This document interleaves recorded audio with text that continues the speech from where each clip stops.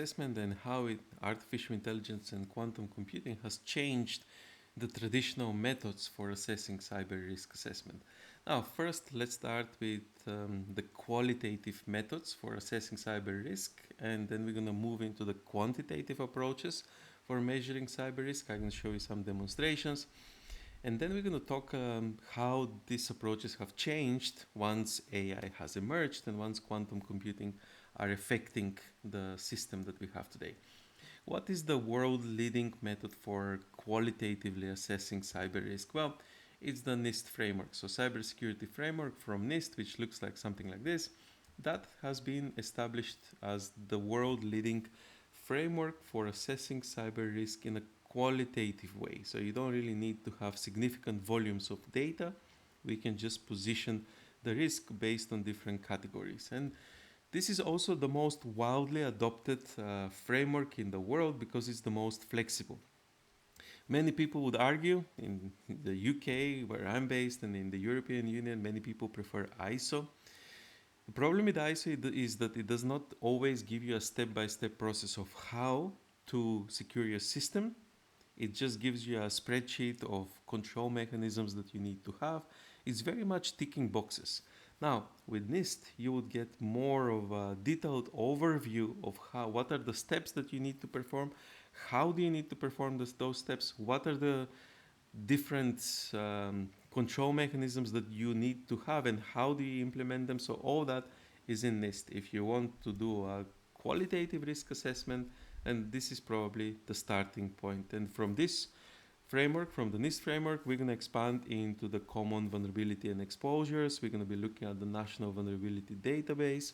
Then I'm going to show you how you can combine the techniques from NIST to quantitatively assess by running different Python scripts that you can extract all the vulnerabilities from their databases.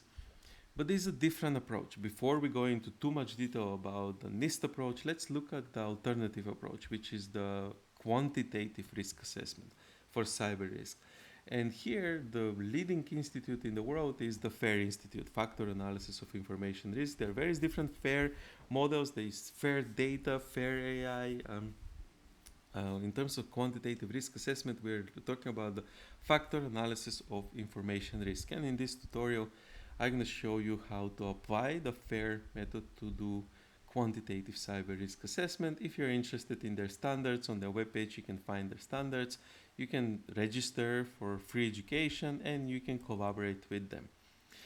What is the basic error that most organizations make? Given from my 20 years of working in cyber risk, what is the number one error that organizations make? And by the way, this is still prominent even with people that come from professors, high-level professors that come from academic background. Usually they set their mind very strongly in a specific way and they want to assess everything. They want to micromanage everything.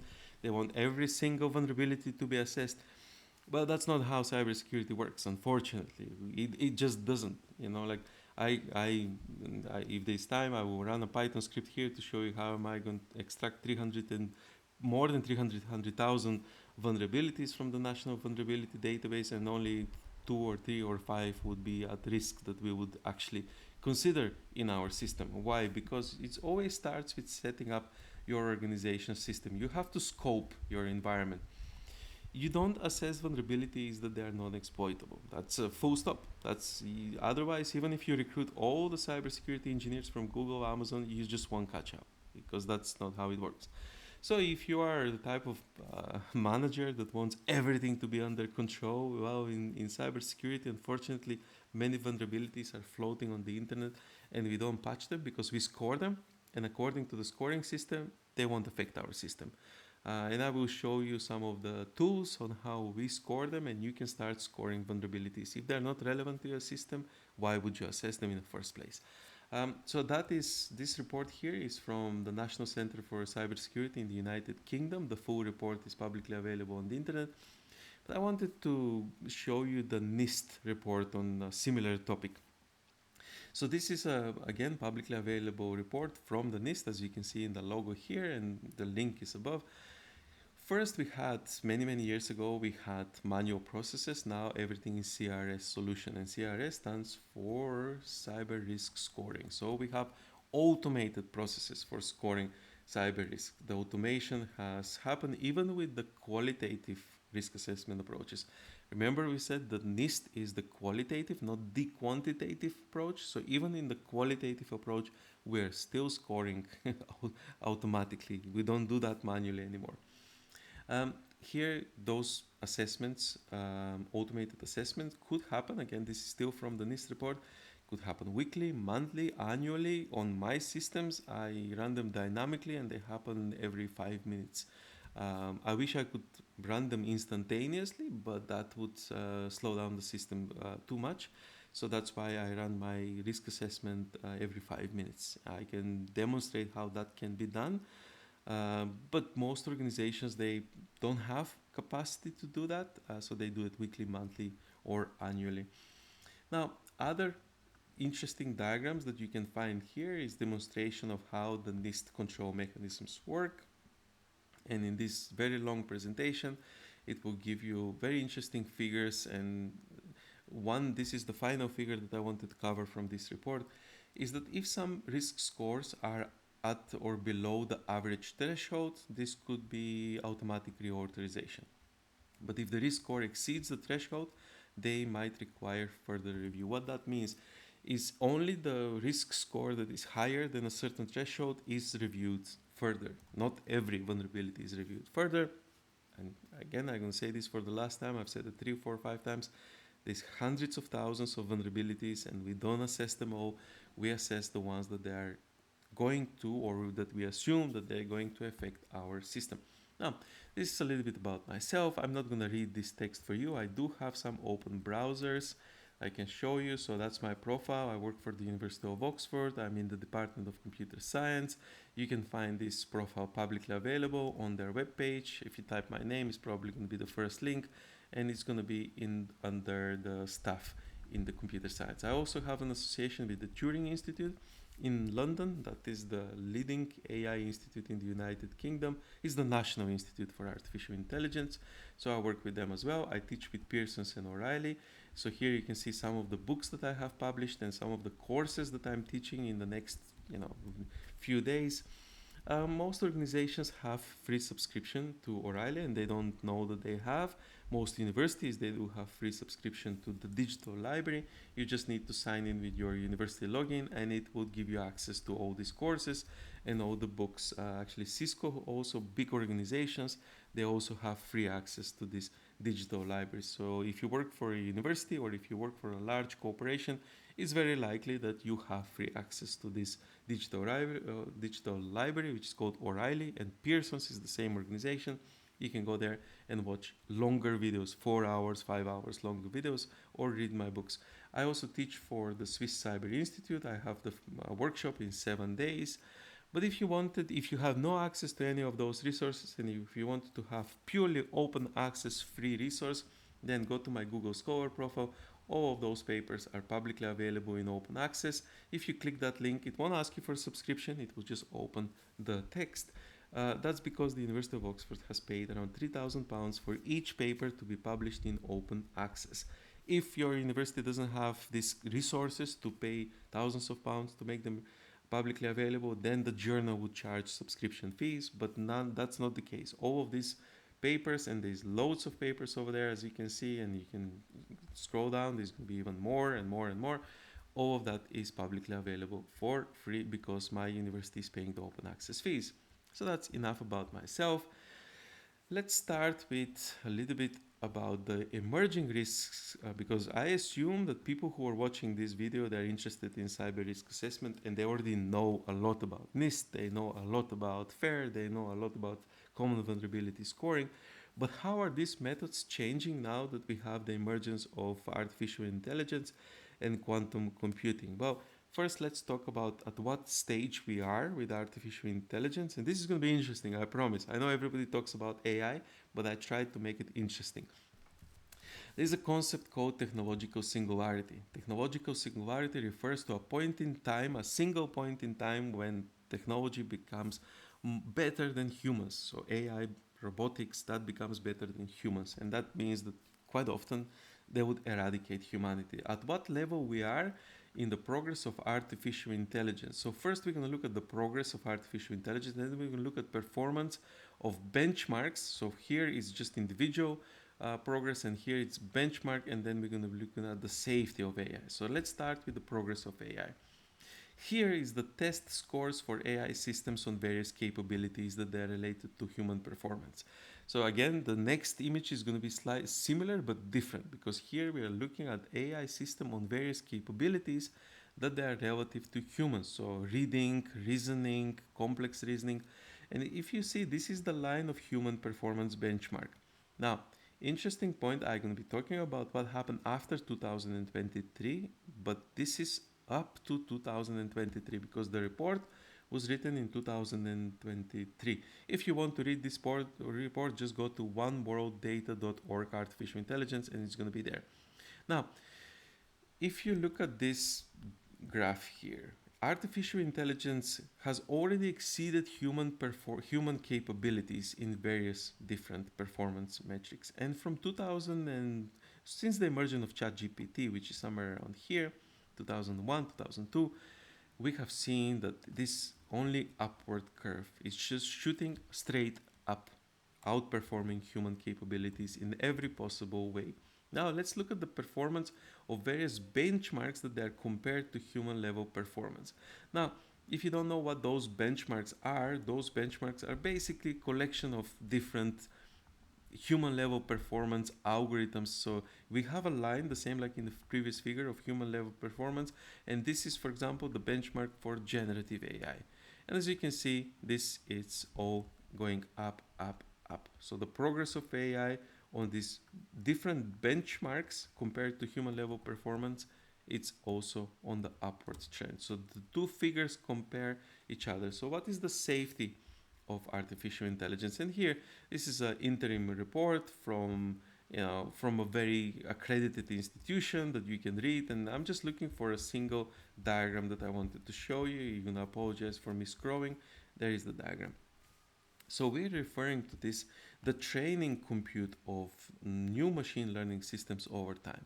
As you can see, we have this line here that is going in upward trajectory. So here we have the perceptron over there, and at some point, something happened, and then everything went up in a curve. So what happened here?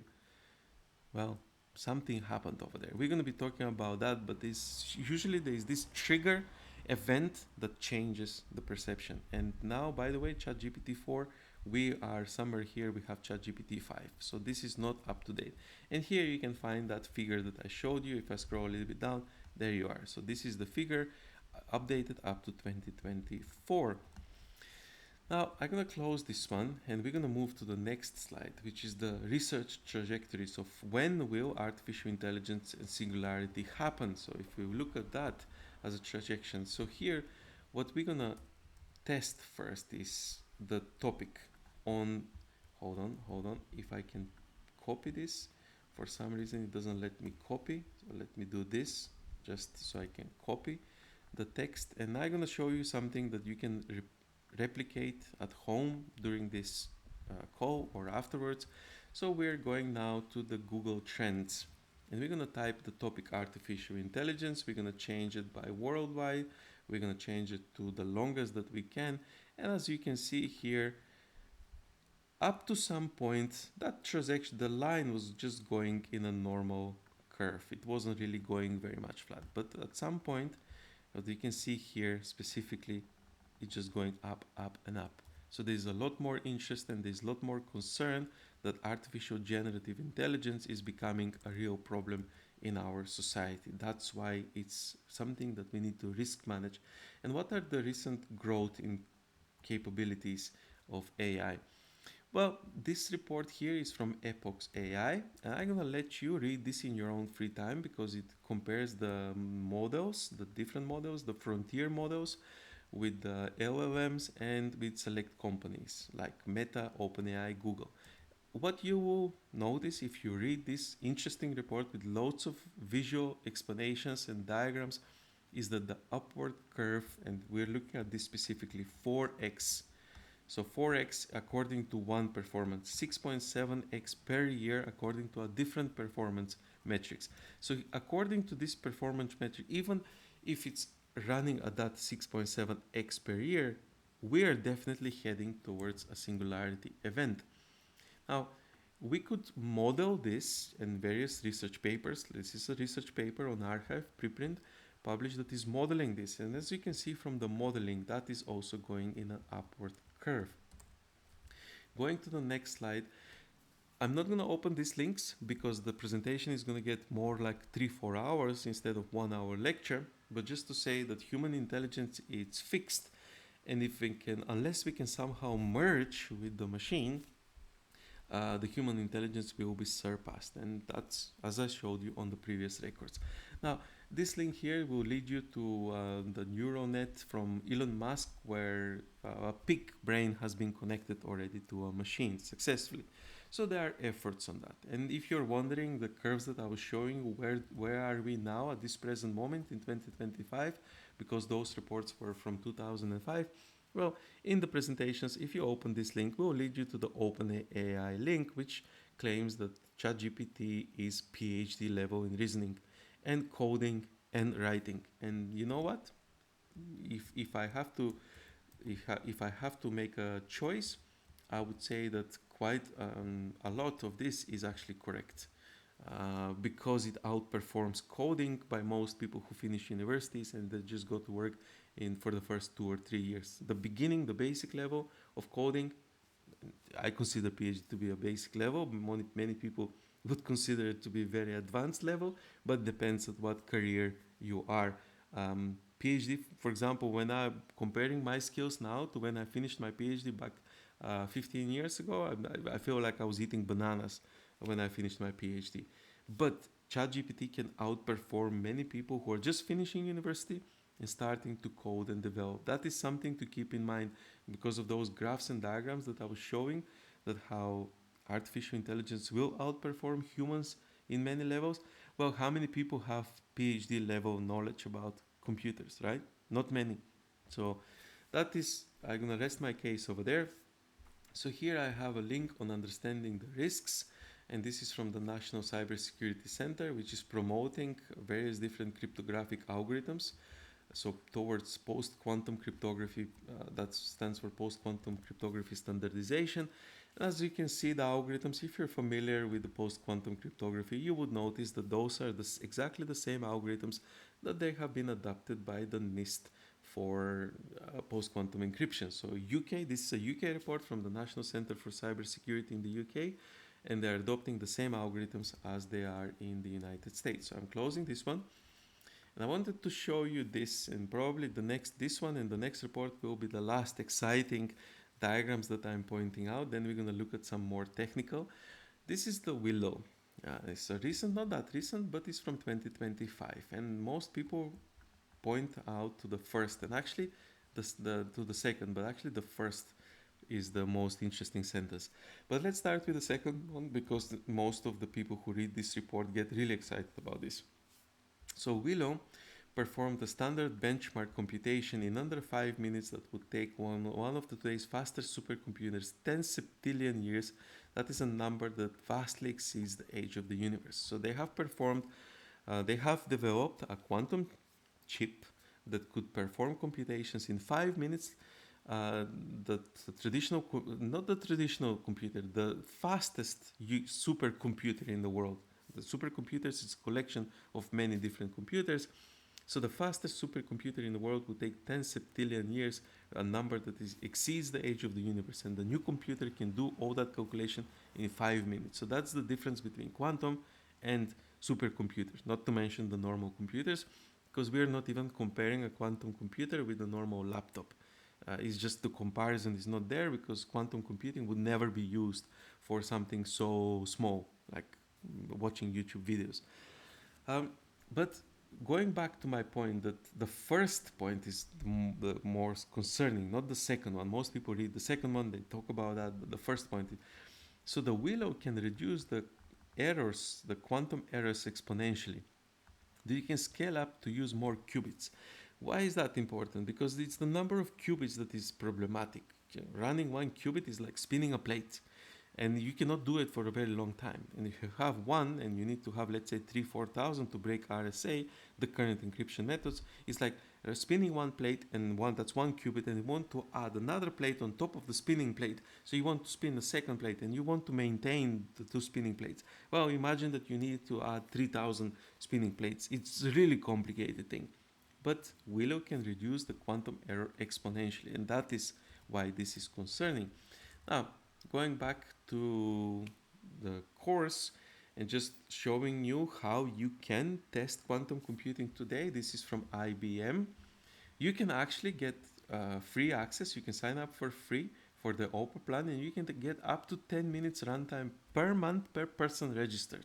So this is equivalent to 960 USD per person per month, and nobody's using it because it's to the pay as you go plan starts from 96 USD per minute, and here you can get 10 minutes for free, and you just need to sign up and use it. And most people don't use it because they don't know how to use it. So if you're interested in using the IBM computer and you have some ideas, please do get in contact, because I do write research proposals quite often. I send them to the Swiss government, and if they provide funding, then we could run some kind of simulations. And if you do have industry interested in a valid problem, then usually you get the funding. It's not a problem.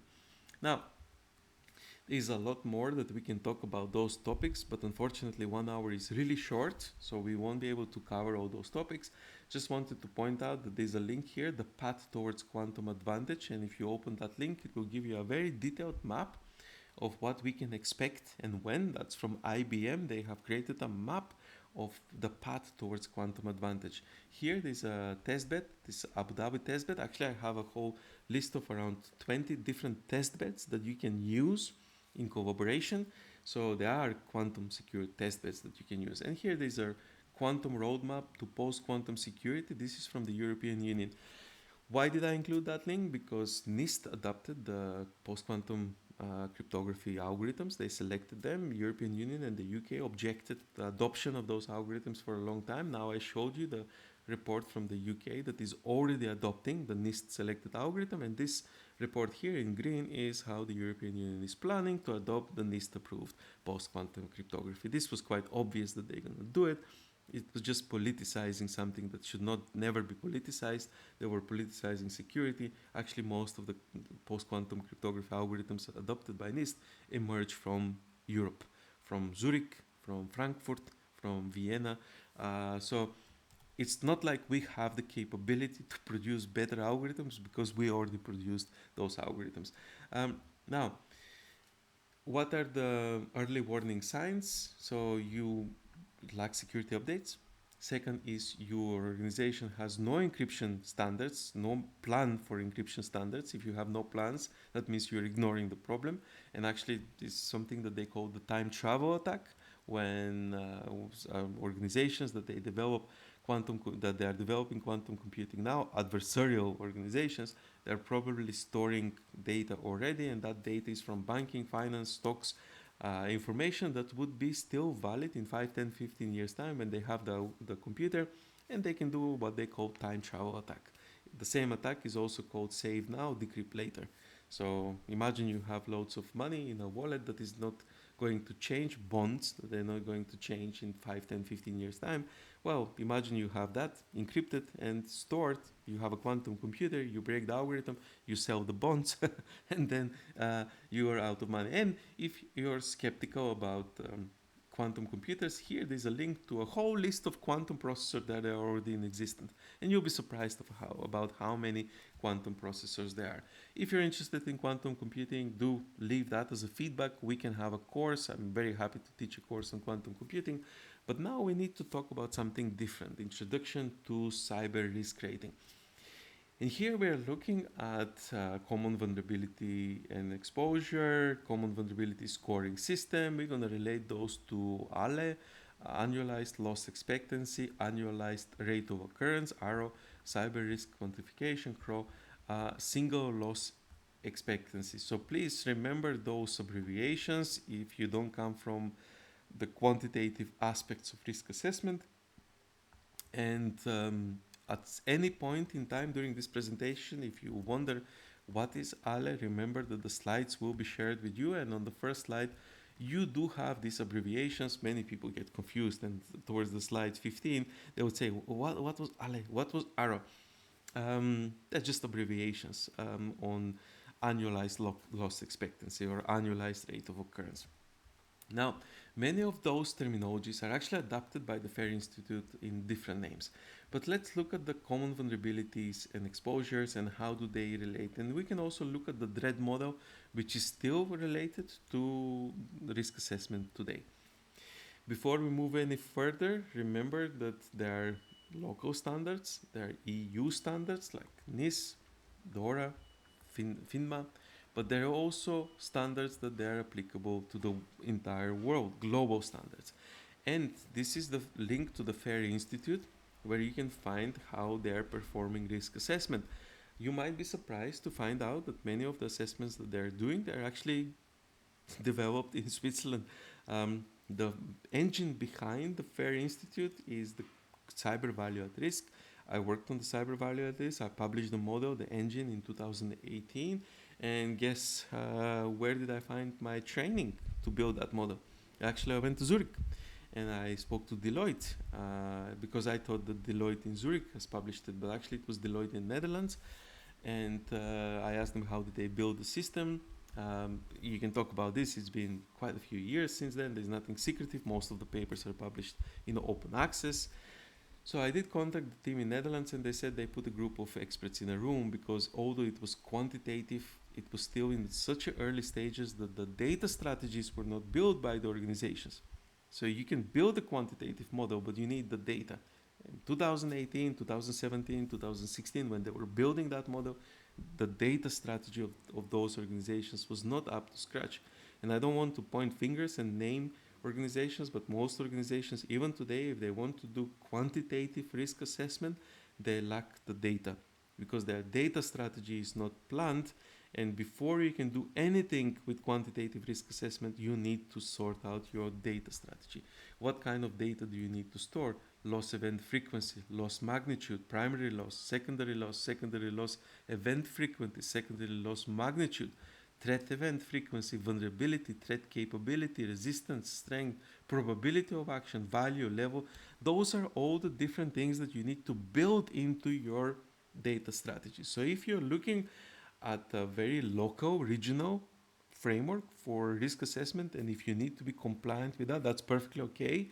If you're looking at the regional, like European Union, you need to be compliant with that, that's perfectly okay. But if you want to have a dollar value assessment to the risk that is your organization is exposed to, you really need to be member of these organizations. You need to be part of the community, of the global community, not the local community. Moving on from FAIR, let's talk about the common vulnerability and exposures. I assume that most of you would know this, so I'm not really going to go into depth about what is the common vulnerabilities and exposures. But this is managed by MITRE, and it's part of the CNA, which is the CVE Numbering Authority Network. European Union is a numbering authority, so they can register this. They became numbering authority in 2023, finally. So they are part of this. And this is how CVE looks. So when you have that, and here you have the whole database of CVE vulnerabilities, which let's open this just so we can see how many vulnerabilities there are. There's 292 vulnerabilities on this record. The National Vulnerability Database, it's connected to the common vulnerabilities and exposures. So this is publicly available source that you can access in your free time. There's a different scoring system. This is the common weakness enumerator, and here is a link. It's again from MITRE, Phoenix Security. Those are links that I would open if we had more like 4 hours for this presentation, not like 1 hour. So please do open them in your free time to familiarize yourself with what is the difference between the common weakness enumerator and common vulnerabilities and exposures. But it's simply a categorization of the underlying software weakness that allows for the vulnerability to exist. So this is, even if there is no vulnerability, the software itself has weaknesses. So this is in relevance to weaknesses. And now we're going to the common vulnerability scoring system. Again, I'm going very fast through those because I assume that you know what they stand for. So we need to get to the stage that we're going to say how they have been impacted and changed by AI and quantum. But this is how CVE looks. So you have the base metrics, the threat, the environmental, and the supplemental. At the very beginning of this presentation, I said that we don't actually measure every score. We don't every vulnerability. We look at the score, and this is how the score looks like. So if something is in this category of red, clearly you need to pay attention. If something is in this category of green, that is something that is already been patched. But also, if something is in this category of red, this means really high risk, but very low probability of occurrence, we don't really look at that much into detail. So that is why prioritization is based not only on the risk factor, but also on the probability of occurrence. So in this, we're looking at the vulnerability or risk. So what is the risk of this happening? Um, but then you have to combine it with different risk assessment models. We never use just one risk assessment model. Actually, even the common vulnerability scoring system is a combination of different models that you have to combine further with other models. What you would notice in the common vulnerabilities version 4, let's quickly open the common vulnerability version 4. If you open the calculator, which is going to be, hold on, where is the calculator? Let's open version 4. I'm looking for version 4. There we are. The calculator has a feature that we built inside. So when you scroll over it, when you go over a certain button, quite often you get like a highlight of telling you what it is. Now, in this specific browser, is not telling me. So let's look at maybe 3.1 calculator, the older versions. But when you hover over with your mouse, it will tell you usually what does it stand for. But that again, it's something that I cannot demonstrate here because for some reason it doesn't want to tell me what is the value of those. But usually when you hover over a button, it will open up a pop-up. Oh, there it is. There it is, the pop-up window. So you have to let it rest for a second. So assigning the value to the metric. So if you go to the next button, if you let it rest for a second, it will show. And I think in version 3, it was very quick. And then people complained that these windows keep popping up. And if you're really fast, it's not going to show up. But you see now, if you scroll over a button, it tells you what the button is. So you can basically determine, so you can select, okay, attack vector is my network, attack complexity is high, privileges required are low, and user interaction is none. So you scroll those buttons here, and it will tell you the risk score based on that network. But this risk scoring is now automated. We don't do the clicking of buttons anymore individually. So how this common vulnerability, common weakness enumerator, and common vulnerability scoring system, how do they connect? Well, they are based, so with the CVE, you can identify vulnerabilities. With the weakness enumerator, we can map the weakness type. And with the score, you can evaluate the severity. So CVE is unique ID for a vulnerability. The weakness enumerator is a taxonomy of the underlying weakness. And when you combine them, you would get a score, let's say 9.8. That is when you need to start paying attention. What is this relationship with this in Swiss and European Union context? Well, MITRE Atlas is the leading framework that I use on an everyday basis, and actually we're going to cover this on the workshop on 17 in more detail, so I'm not going to expand too much, especially because we are limited in time. But NIST and DORA require evidence of vulnerability management process. And the CVE, the weakness enumerator, the common vulnerability scoring system form the auditing trail. So when you hear somebody saying, well, we're not going to bother about CVE because we use NIST 2 or we use the DORA, you know that they don't understand cybersecurity. It's not like those are not compatible with each other. It's not like you comply with one and you don't comply with the other one. You use CVE, you use the weakness enumerator, you use the common vulnerability scoring system to form the audit trail. Actually, I have left jobs when I would try to explain this and people would reject it and say, no, we only need to be compliant with ISO 27000. And then instantly I know I don't belong in that organization. I need to leave, because there's no way how you can explain this to somebody. They need to sit down and understand the differences. And if they cannot find time to understand these differences, that these are the one method is complementing the other. So the CVE and the CVSS is helping you reach the NIST2 and DORA. If you don't understand that, you really need to sit down and read these papers that I'm showing you here, because there's no way to explain it any better than what they have already done. Now, if you need more of a practical example, or demonstration of how this operates, well, let's look at the common vulnerability exposures. This is, let's say, a remote code execution in Inference API. Then we have the common weakness enumerator, when the code injections is the underlying cause. And what is the role of the common vulnerability scoring system? It's identifying, let's say, base metric of 9.8 based on the threat, height, environment, medium, severity rating, and prioritization. So this is a map of how those are applied in combination. And moving from ALET to CRO, cyber risk quantification, you need to identify and measure the financial risk first. Because remember that quantification is usually related to financial aspects that you can measure quantitatively.